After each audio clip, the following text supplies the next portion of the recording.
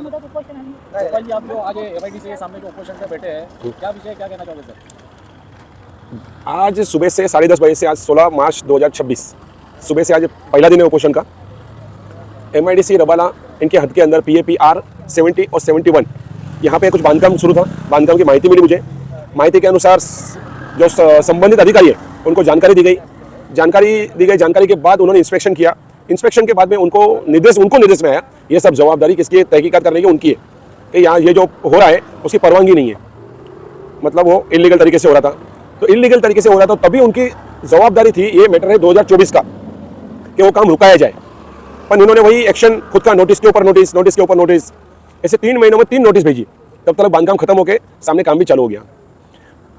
ये होने के बाद में इन्होंने मिसगाइड किया कि वो लीगलाइज कर दिया गया है और उसका जो रेवेन्यू है वो भरा गया है। तो माहिती अधिकार अंतर्गत जो मुझे माहिती मिली और उसमें हमको मिला कि कुछ भी लीगलाइज हुआ नहीं है, क्योंकि 2024 में कंप्लेंट की थी। कुछ असामाजिक तत्व ऐसा बोलते हैं कि 1-1 साल के बाद तो क्यों उठा, लेकिन जब बांधकाम शुरू था तभी मैंने तकरार दी थी और तभी इनकी जवाबदारी थी। तो इसलिए मैंने अधिकारियों की कार्रवाई करने की। पर आज 2026 सर्वे कार्रवाई शून्य। अभी तक जो उपोषण में बैठे हैं, प्रशासन द्वारा मतलब क्या कुछ अपडेट फीडबैक दिया गया है इलीगल अतिक्रमण को? नहीं, अभी तक कुछ भी अपडेट दिया नहीं गया है। वरिष्ठों से जब हम मिलने जाते हैं, वरिष्ठ जगह पे हाजिर होते हैं, वो भी हमसे मुलाकात देते नहीं है। उल्टा बोलते हैं जिन्होंने भ्रष्टाचार किया उनसे मिलो। अभी उनसे मिलकर हम तो 6-7 बार उनसे मिले, उनसे मिलकर वापस क्या करें? तो इसलिए जो न्याय प्रक्रिया है उस न्याय प्रक्रिया से हम चल रहे हैं। एमआईडीसी प्रशासन के अलावा आपने ये तकरार और कहीं पर दायर की है? हर जगह पे माननीय श्री राज्यपाल उनको, मुख्यमंत्री साहब को, उप मुख्यमंत्री साहब को, जिलाधिकारी, पुलिस महासंचालक, मुख्य कार्यकारी अधिकारी, अधीक्षक, कार्यकारी उप अभियंता, पुलिस स्टेशन, लेकिन किसी से कुछ भी रिप्लाई आया नहीं है। और जब हमने प्रत दी थी, हमने बताया था 1 महीने के अंदर या तो रेगुलाइज करो बांधकाम, उससे फीस दे लो, रेगुलाइज कर दो, या फिर निष्कासित करो और संबंधित अधिकारियों पर गुना दाखिल करो। सर, इस अवैध अतिक्रमण को लापरवाही से जिस तरीके से नजरअंदाज किया जा रहा है, इस पर आप क्या कहना चाहोगे? प्रशासन में ये जो अधिकारी बैठे हैं ये खुद के फायदे के लिए इन्होंने जानबूझ के उधर ध्यान नहीं दिया है, न कुछ कार्रवाई की, न कुछ तोड़ा, क्योंकि इनको इनका धन लाभ हुआ है ना। अगर इनको नहीं होता तो बरोबर क्यों आगे हर जगह जाके कार्रवाई होती है। 2024 में हमने माहिती ली थी तो अतिक्रमण के इनके जो कॉन्ट्रैक्टर है तो अंदाजे से 44 लाख रुपए का उसको बिल निकला है। तो इसने क्या किया था, किधर तोड़ा है? जो 44 लाख रुपए 2000 में अंदाजे से बोल रहा हूँ, पक्का आंकड़ा बिल के अंदर है, उसके भी कागज पत्र है। तो क्या बांधकाम किधर क्या किया था जो 44 लाख रुपया एक कॉन्ट्रैक्टर को बिल निकलता है? सर, सेल्फी रेस्टोरेंट जो बार है इसमें इलीगल जो अतिक्रमण किया गया है, इसके अलावा आपकी जानकारी में कुछ ऐसी भी चीज़ है कि ये बार लीगल है या इलीगल है? देखो, बार लीगल है, उसको एक्साइज की तरफ से उसको लाइसेंस भी मिला हुआ। ये सब्जेक्ट है सिर्फ बांधकाम का है।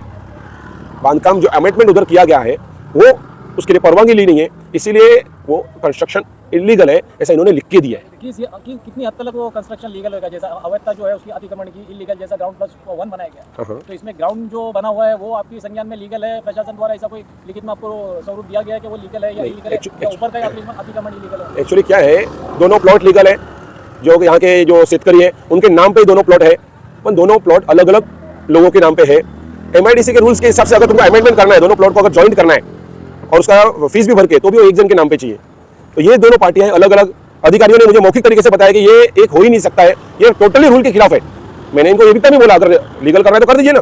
तो ये सब्जेक्ट क्लोज हुए, दोनों में से एक चीज़ लीजिए ताकि हम लोग बता सके कि हम ये कार्य हमने किया है। लेकिन आज तक इन्होंने कुछ भी नहीं किया। तो ग्राउंड+1 का इनके परमिशन है, लेकिन जो अमेंडमेंट किया गया, दोनों जो ज्वाइंट किया गया, वो इन्होंने लिख के दिया कि उसके लिए परवानगी ली नहीं गई। अनुशाली जी, जो आप उपोषण पर बैठे हो, आपके पास न्यायालय का भी रास्ता है, तो उपोषण पर बैठने का खास विशेष कारण आपका क्या है?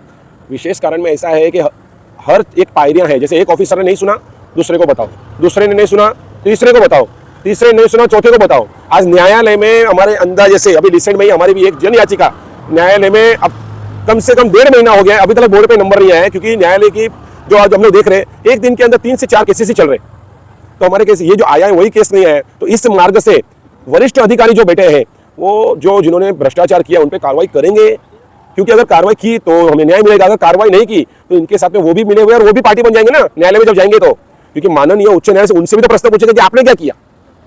सर, मीडिया, पत्रकार, प्रिंट मीडिया, सोशल मीडिया और जो सोशल एक्टिव डिपार्टमेंट है, जो एनजीओ है, जो संस्था है, हमारे चैनल के माध्यम से पत्रकार सीधा जनता से आप मतलब क्या कहना चाहोगे? जनता से मुझे यही कहना चाहेगा कि बांधकाम है नवी मुंबई में, मैं रहता हूँ थाना मंडूप में, लेकिन बिजनेस के हिसाब से हर जगह घूमता हूँ और आज मेरे सोशल एक्टिविटीज़ देख के मुझे कितने ही कॉल आते हैं कि इधर ये चालू है, इधर ये चालू। तो हर जनता से, हर कार्यकर्ता से तकरार करने के लिए तुम्हें कोई पद की जरूरत नहीं रहती।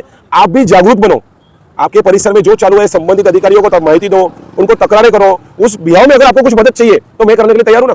हर कार्यालय, हर जगह, हर नियमावली में आपको बताऊंगा।